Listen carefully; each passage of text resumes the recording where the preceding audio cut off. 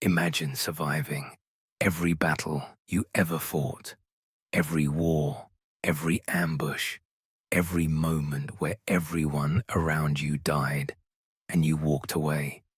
Sounds like a superpower, right? But here's the thing nobody talks about. Some of the most battle-hardened warriors in history didn't fall on the battlefield. They fell apart at home. And if you find yourself drawn to stories like this, subscribe to Zedd Talks. We find a new one every week. Ancient Sparta was built around one idea: the warrior who never loses. From the age of 7, Spartan boys were taken from their families. They entered a brutal training system called the agoge. No comfort, no softness, no room for doubt. Boys slept on beds of reeds they cut themselves. They were deliberately underfed and taught to steal food, and punished not for stealing, but for getting caught. The goal was simple: create soldiers so mentally and physically hardened that losing wasn't even a concept they could entertain. And for the battlefield, it worked. Spartans became the most feared fighters in the ancient world. Other city-states had larger armies, more resources, better geography. They still lost to Sparta, over and over again.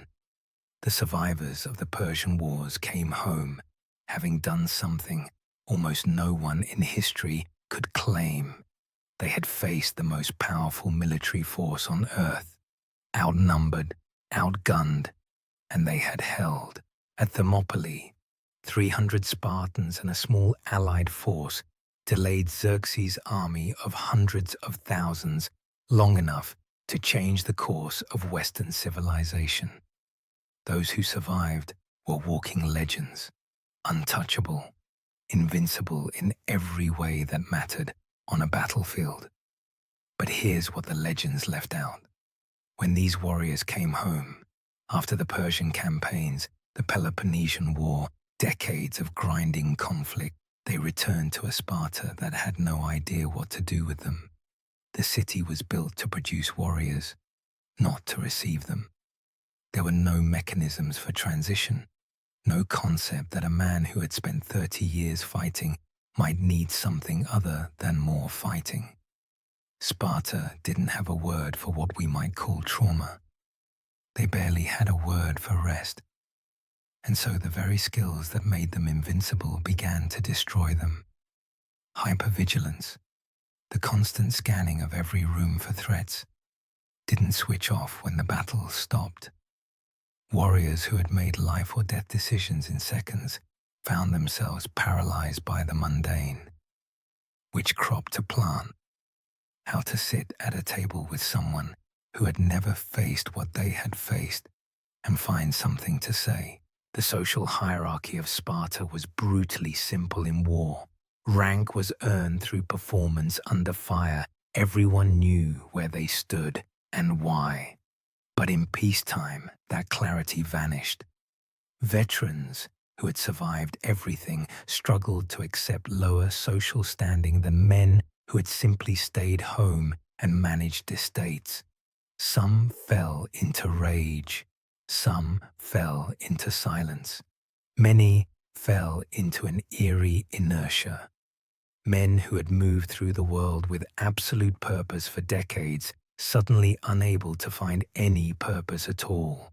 Historians describe them as ghosts, present in body, gone everywhere else. If you're hooked right now, so am I. A like helps Zedd Talks reach more people who'd never expect history to hit this close to home. The Greeks had a word, Ataraxia, a state of tranquility, freedom from anxiety. Philosophers considered it the highest form of human flourishing. But the Spartan system had specifically trained men to see that state as weakness. Peace was a threat.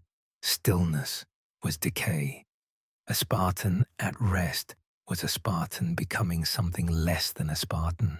And so the warriors who had survived everything couldn't survive the one thing they were never trained for: a life without war. The most documented case isn't one warrior. It's an entire cohort. After the Battle of Leuctra in 371 BCE, Sparta suffered its first catastrophic military defeat at the hands of Thebes. The Theban general Epaminondas used a new formation to shatter the Spartan line. Hundreds of Spartan soldiers died, but some came home. The survivors arrived in Sparta having lost for the first time, and rather than honoring the men who came back alive, Sparta publicly shamed them. They were called trembles, tresantes in Greek. They lost their civic rights. They couldn't hold public office. They were barred from the agoge. Other citizens could legally refuse to give them fire or water. Their own mothers reportedly treated them with contempt. Some are recorded as saying they wished their sons had died on the field instead of coming home like this. The invincible warrior was only invincible as long as he won.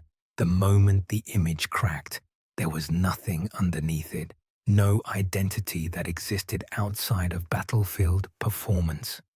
The men who had survived every battle couldn't survive losing one, not because of what the loss did to their bodies, but because of what it did to the only self they'd ever been allowed to build. And here's the part that should unsettle you, because this isn't just ancient history. We still build systems that celebrate the performance of invincibility. We still tell people the goal is to be so strong, so capable, so battle-hardened that nothing can touch you. And we still barely talk about what happens when those people come home. Whoever home is for them. If this one stayed with you, good. Subscribe to Zedd Talks. There are more stories waiting, and most of them will find you somewhere you didn't expect. The Spartan warriors who survived every battle are a mirror, not for weakness, for the cost of a self that was only ever built for one thing. The battlefield didn't break them. Peace did. And maybe that's the most human story of all. The thing we're never prepared for isn't the hardest challenge. It's the absence of challenge. It's the quiet. It's what we find or don't find when the fighting finally stops.